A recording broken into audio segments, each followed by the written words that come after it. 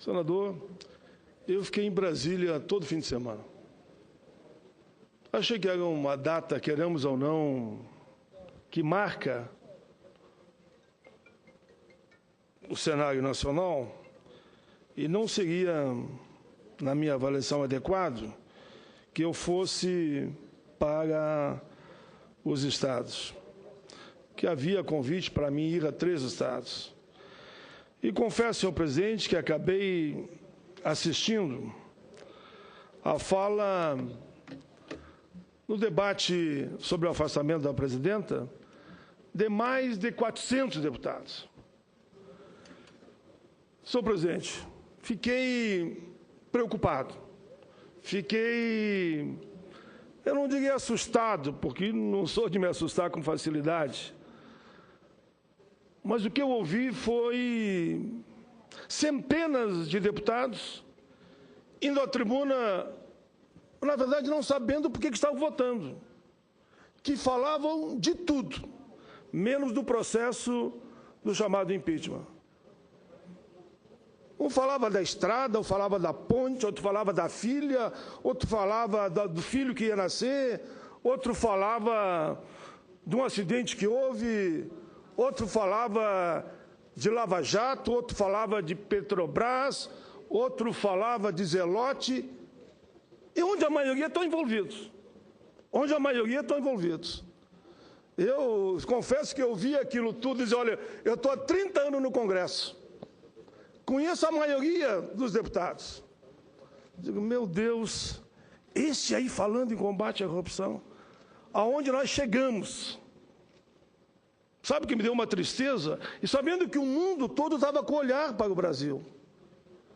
Hoje, nós somos chacota na imprensa internacional. É só pegar os principais veículos de comunicação do mundo. Tem um que chega a dizer o seguinte, não é eu que estou dizendo. Uma gangue vai assaltar o Brasil, afastando uma presidenta que até o momento não há nada que diga que ela roubou alguma coisa. Manchete de um dos jornais, se não me engano, no New York Times foi esse. Jornalistas brasileiros reproduziram as matérias e comentaram ainda. Aí eu fiquei muito preocupado, senador Jorge Viana. Como é que pode um presidente... Vossa Excelência na presidência. Se alguém ali de baixo lhe chamar de ladrão, lhe chamar de canalha, lhe chamar de covarde, de assaltante, que tinha que estar na cadeia, Vossa Excelência vai ficar quietinho? Claro que não vai. Quem cala consente. Ele ficava quietinho, dava uma risadinha e tudo bem. Esse nível do debate que me preocupou. O problema de faz parte disso. Quem estava coordenando o debate do processo do impeachment era esse sujeito, eu não quero nem dizer o nome, que será, se consumasse, que não vai se consumar, o que eles querem, amanhã ou depois, vice-presidente e, na escala sucessória, presidente da República. Eu não quero isso para o meu país. Não estou nem entrando aqui no mérito do processo do impeachment. Mas peguem como é que chama, a história desses votantes. Os anais. A ficha corrida, como é que é a ficha corrida, né? Peguem a ficha corrida daqueles que capitaneam o golpe. Peguem, por favor, peguem a ficha corrida dos que capitaneam o golpe. Se o povo brasileiro merece isso. Não merece. Peguem, como fez bem aqui a senadora Vanessa Graçotin, qual é o projeto apresentado até o momento pelo vice-presidente da República? Qual a proposta? Essa tal de ponte para o inferno, que deve ser isso. Eu tenho obrigação de fazer com que a população saiba o que é essa ponte para o inferno.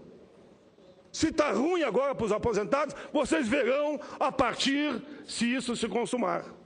Se está ruim para os servidores públicos, e eu vou dialogar com eles, vocês verão como é que vai ficar daqui para frente. Se está ruim, e que falam, não, nesse período 8 milhões perderam emprego, mas não esqueçam que nós geramos 20 milhões de empregos. ou seja, 12 milhões a mais do governo anterior. Não, os empregos perdidos foram 1,5 milhão só, 6 milhões já estavam desempregados. Já estavam desempregados. Parou de empregar. E de um processo que geramos 20 milhões de novos empregos. Sinceramente, aqui não é uma questão de ser a favor de Dilma ou contra Dilma, eu não quero entrar nesse debate, não é isso, senador. Eu estou preocupado com o meu país. Para onde vamos? Olha, eu tenho uma esperança muito grande no Senado. O Senado é outra casa. O debate será outro. Será que os senadores querem entregar o país para aquela turma que o ministro Barroso disse, quando ele olhou o processo do afastamento ou não, e estava de mãos levantadas para o alto, quem vai assumir? E alguém disse do outro lado da sala para ele, ministro Barroso, mas o que é essas mãos ao alto desse time que eu conheço bem? Alguém disse, que alguém gritou mãos ao alto. Aí mãos ao alto, claro. Esta é a situação que nos encontramos. Por isso, senador Jorge Viana, eu, por tantos anos nessa casa, estou há 30 anos aqui no Congresso. Eu duvido que os senadores queiram esse time para governar o nosso país. Não vou citar nomes, porque eu sou muito cuidadoso na história de nomes. Até digo aqui, presidente da Câmara, mas não cito o nome. Falo do vice-presidente, da ponte para o inferno, mas não cito o nome. Podia falar dos principais articuladores desse movimento de ataque à democracia, e vocês conhecem. Peguem a ficha corrida, peguem. Eu desafio vocês a pegar a ficha corrida. E vocês vão ver se alguma das fichas deles se compara à da presidenta Dilma. Senador Jorge, eu tenho conversado com um grupo de senadores, e não só do PT. E cheguei à conclusão que é a saída para o nosso país, e quero que fazer um apelo a todos os senadores, nem estou preocupado se são a favor do impeachment ou contra o impeachment, eu não sou daqueles que dizem que só quem está do meu lado é que são os bons e os justos. Nós temos senadores da melhor qualidade nessa casa. Eu queria fazer um apelo. É um momento de uma concertação. É isso que o povo quer. Se parte da população foi às ruas, e foi, não dá para negar, questionando a administração da presidenta, outra parte foi defendendo. Mas sabe o que unifica todos? Nós não queremos Cunha e Michel. É só ver as pesquisas. Todos aqui se baseiam em pesquisa, porque faz parte, inclusive, do gabarito de quem está na política. Pergunte à população se elas querem Michel e Cunha como vice. Não querem. Por que a gente não tem um gesto de grandeza política? Nós todos, eu me incluo, que estamos no parlamento e não discutimos diante de um diálogo maduro, de homens experientes, que o próprio tempo nos deu essa experiência, e a gente não defende eleições diretas já. Por que não voltamos todos juntos à rua, sem esse discurso de ódio, sem o discurso da agressão de graça, sem esse discurso de dizer vocês são ruins, nós somos os bons, nós somos os bons, os ruins, e por que não unimos o povo brasileiro em cima da palavra democracia direta já?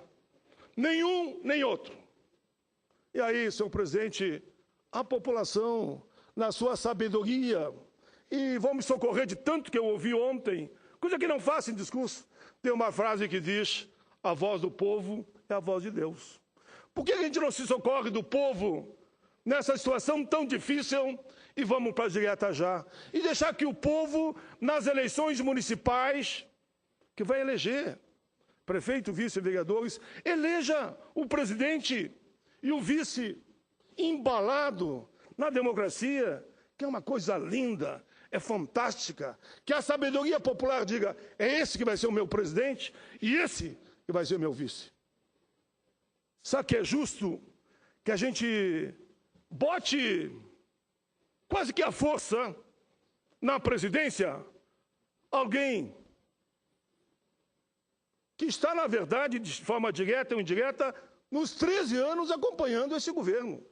foram vice do Lula e são vice da Dilma. Querem ser candidato a presidenta? Querem assumir o cargo de presidente? Disputem. É tão bonito o processo eleitoral. Vamos para o voto. Vamos para o voto.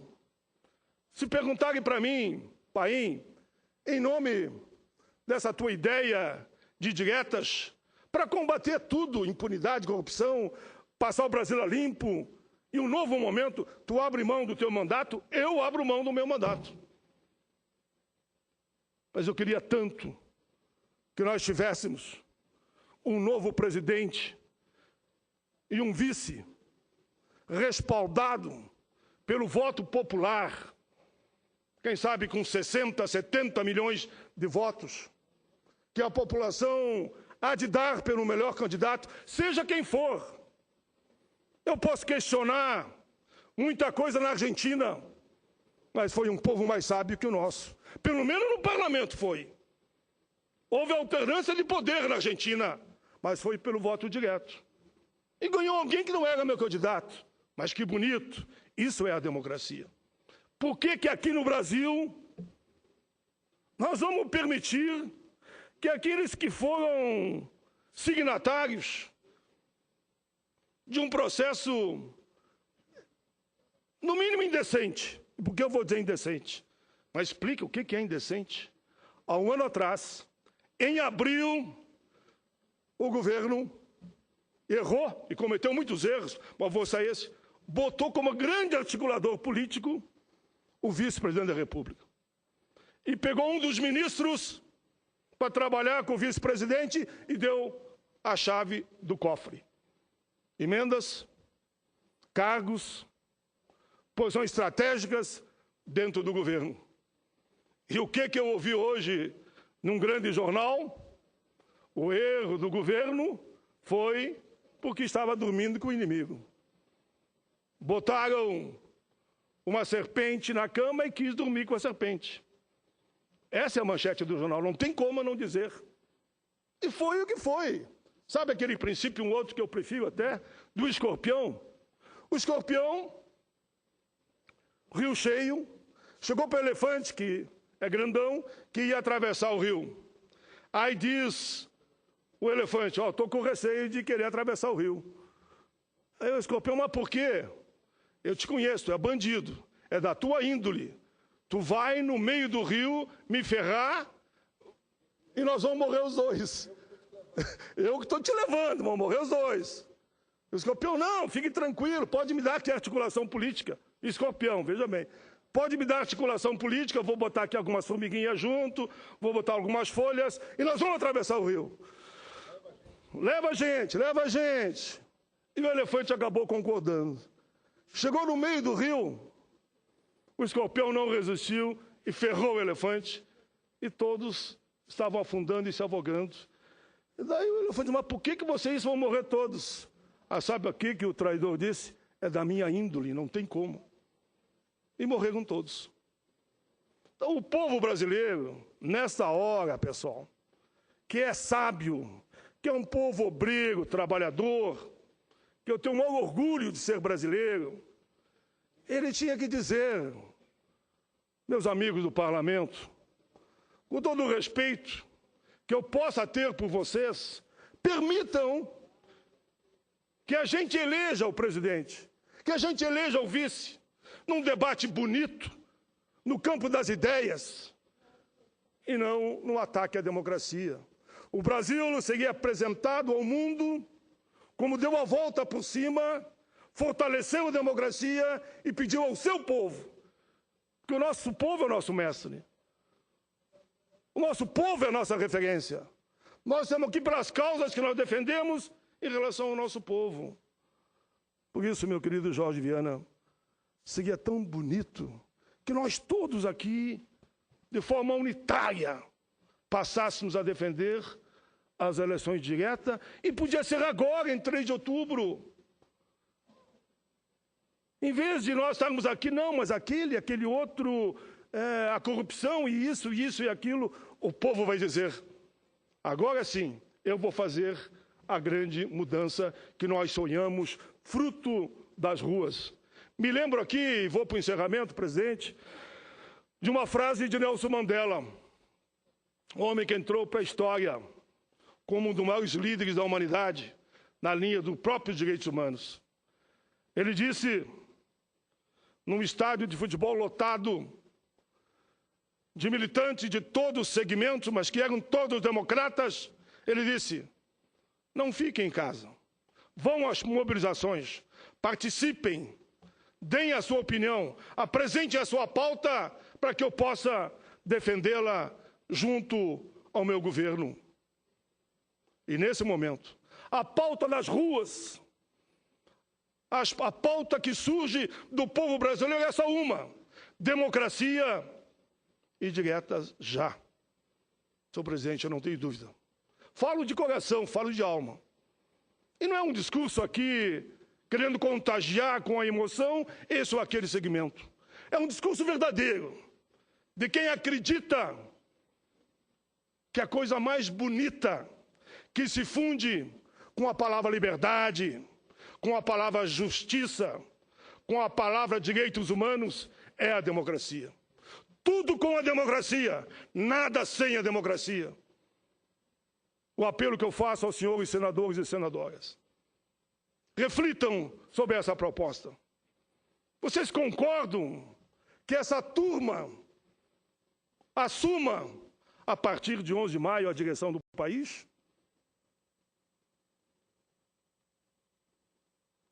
Duvido. Duvido. Por uma questão política, ideológica, momentânea, podem até votar nesse sentido.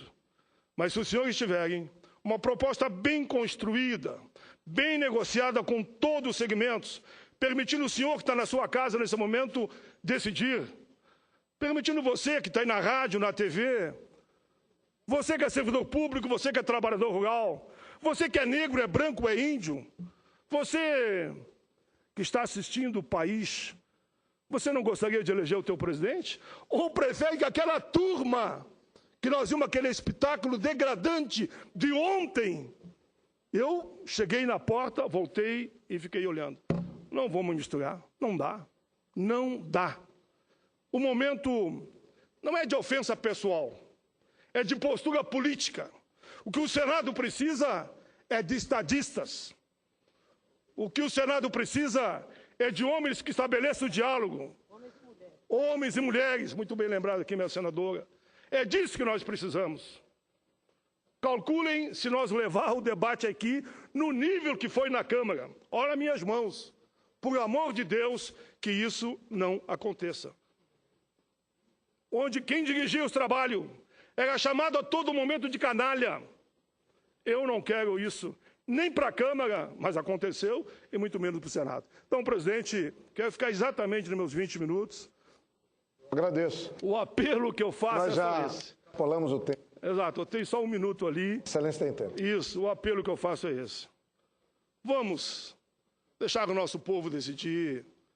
Lembram as eleições diretas? Eu era um gurizote, mas eu estava lá. Lembro de Brizola, no palanque da direta. Lembro de Miguel Arraes, no palanque das diretas. Lembro de Mário Covas, no palanque das diretas. Lembro de Olívio Dutra, lembro de Luiz Inácio Lula da Silva. Lembro de Fernando Henrique no palanque das diretas. Eu quero todos eles que estão aqui na terra ainda, no palanque da direta, e quero a benção daqueles que estão lá em cima, mas que deram grande parte das suas vidas em defesa da democracia. Com a democracia, tudo. Sem a democracia, nada. Obrigado, senhor presidente.